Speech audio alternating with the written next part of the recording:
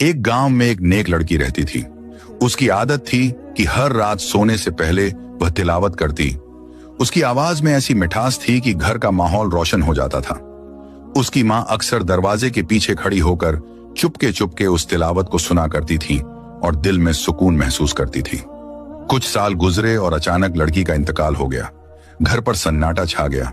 लेकिन कुछ ही दिनों बाद रात के उसी वक्त जब वह तिलावत किया करती थी, उसके पुराने कमरे से अजीब सी आहट आने लगी।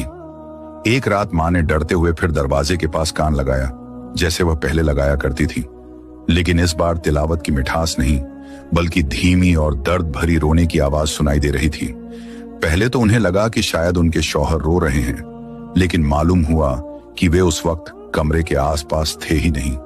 कई दिन तक ऐसा होने पर मां घबरा गई। आखिरकार उन्होंने मोहल्ले के इमाम साहब को बुलाया।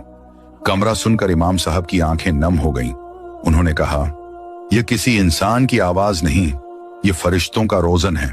मां हैरान रह गई। इमाम साहब ने समझाया, फरिश्ते खुद कुरान नहीं पढ़ सकते।